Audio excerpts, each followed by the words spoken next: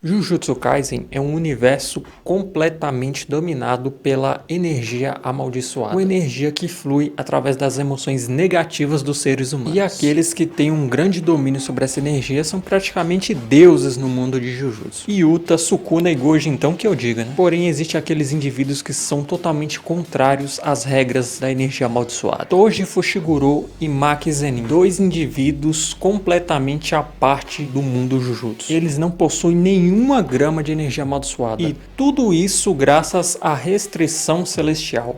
Realmente compensa para um xamã, um feiticeiro Jujutsu, abrir mão de todo o seu talento nessa área, em troca de ter um corpo perfeito? Jujutsu ou força bruta? O que compensa mais refinar nesse universo? Mas antes da gente falar sobre isso, não se esqueça de deixar aquele likezinho gostoso, aquela inscrição maravilhosa para vocês ajudarem esse canal a bater 2k de inscritos. Eu vou ficar muito grato com todos vocês, fechou? Então bora lá. Primeiro, a restrição celestial é uma troca que o feiticeiro faz, sacrificando a energia amaldiçoada dele para ter um corpo muito acima da média. E quando eu falo aqui acima da média, é acima da média mesmo. Não tô falando de uma forcinha mais ou menos não, tô falando de uma coisa titânica. Infelizmente, para nossa tristeza, o autor não deixou muito claro de como funciona a restrição celestial tintim por tintim. O máximo que a gente tem ali são algumas pequenas pontas soltas, tipo o caso da Maki. A Maki conseguiu entrar no estado de restrição celestial graças à irmã gêmea dela, a Mai.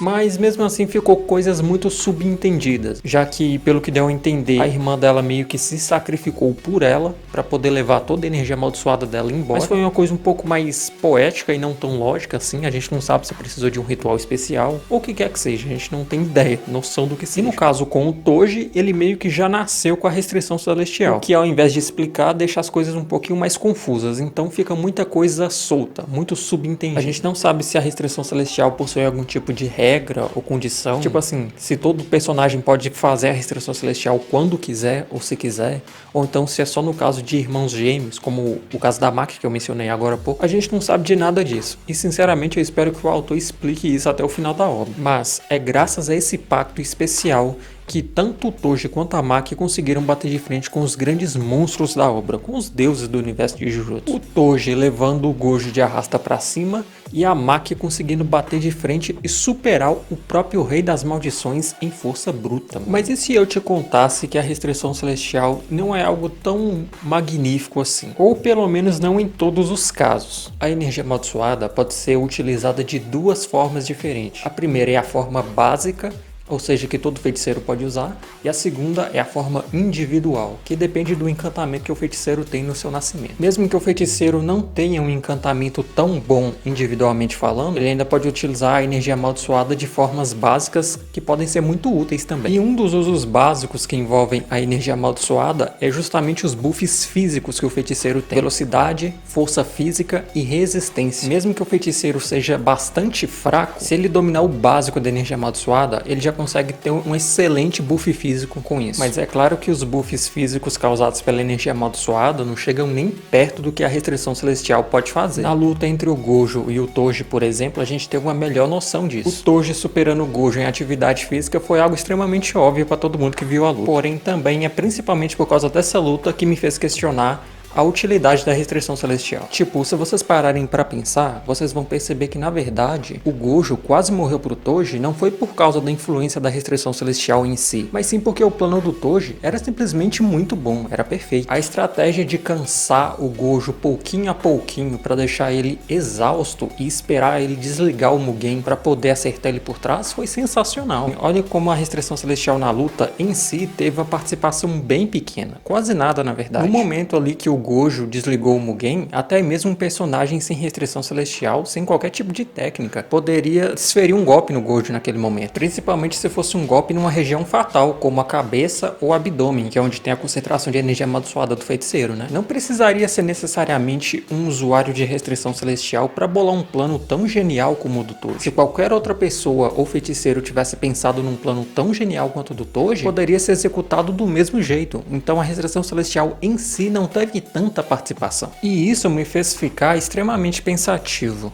Será que a restrição celestial realmente compensa tanto assim? Eu acredito que o que vai determinar a utilidade da restrição celestial são duas coisas, mas eu vou falar delas separadamente aqui. A primeira seria o encantamento que o feiticeiro recebe desde que ele nasce. Geralmente 80% do poder de um feiticeiro é praticamente inato. Ou você nasce realmente muito brabo, ou então você vai ser mediano ou fraco. E é claro que se a gente for comparar com a grande quantidade de personagens que tem na obra de feiticeiros e todos os envolvidos aqui, fica bem claro que a restrição celestial ela compensa muito mais do que a maioria dos encantamentos da obra. Um personagem, por exemplo, igual o Itadori mesmo, seria um bagaço se ele tivesse a restrição celestial. O Nanami também é outro personagem que, se tivesse a restrição celestial, eu acho que compensaria muito mais do que o encantamento que ele tem, por exemplo. Aquele aluno do Nanami que usa um capuz no rosto, eu esqueci o nome dele agora. Ele também, inclusive, já levou uma surra do Toji, só pra vocês terem uma ideia. Então, com certeza, uma restrição celestial para uma grande maioria dos feiticeiros ali naquela base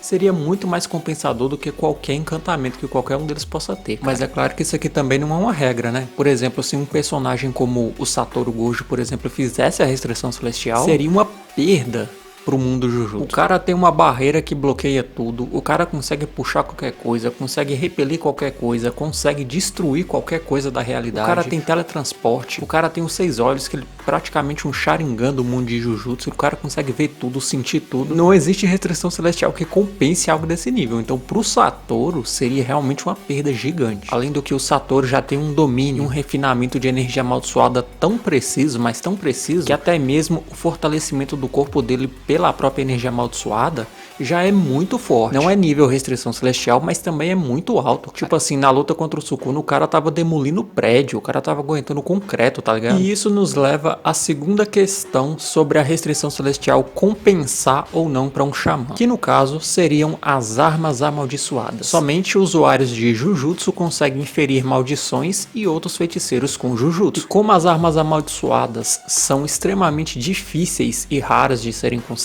mesmo que a maioria dos feiticeiros ali tivessem a restrição celestial, seria muito difícil eles conseguirem lutar para exorcizar maldições sem as armas corretas. E nesse ponto aqui eu diria que seria uma baita de uma fraqueza da restrição celestial, porque ela não compensaria para todo mundo justamente por causa desse sentido. Não teria, por exemplo, armas amaldiçoadas de nível especial para todos eles. Mas bem que isso aqui não poderia ser considerado tanto uma fraqueza, porque se um usuário de restrição celestial já faz um estrago, imagina 2 ou 3 ali que tiveram as armas bem distribuidinhas para cada um. Amigo, seria um regaço. Um outro ponto aqui muito bom, inclusive, que poderia até salvar a vida da maioria dos feiticeiros mais fracos, seria pelo fato de que usuários de restrição celestial não podem ficar presos dentro de domínios. Então já imaginou o tanto de vida que isso poderia salvar? Já que para você ficar preso dentro de um domínio, você precisa conter energia amaldiçoada para o domínio te identificar e assim ter o acerto garantido. Se você não tem energia amaldiçoada, você não pode ser preso nem pelas barreiras e muito menos ser acertado pelo acerto garantido da técnica do cara que ativou o domínio. E um outro ponto muito positivo que poderia sim ajudar a maioria dos feiticeiros na taxa de sobrevivência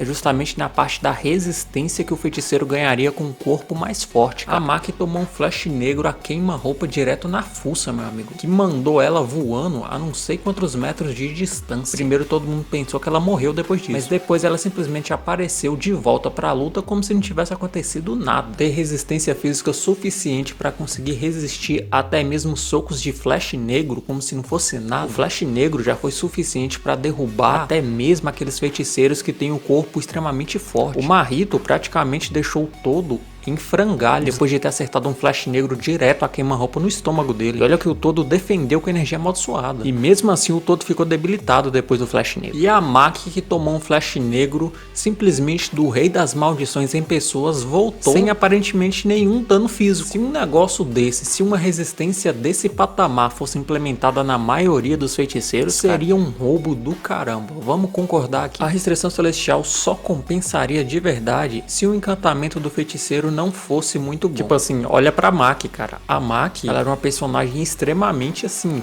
fraca no quesito de Jujutsu. Tudo que a Maki conseguia fazer, praticamente qualquer outro feiticeiro tinha capacidade de fazer. E olha como a restrição celestial deu um buff nessa mulher. Se você não fosse um cara de um patamar nível Gojo, Sukuna ou até mesmo Yuta, cara, partiu restrição celestial e arma amaldiçoada. Compensaria muito mais pra grande maioria que tá ali. Mas e na opinião de vocês, o que compensaria mais? Restrição celestial ou Jujutsu? Bom, O vídeo foi esse, espero que vocês tenham gostado. Não se esqueça de deixar o likezinho, a inscrição antes de vocês saírem. E é isso, um abraço e tchau.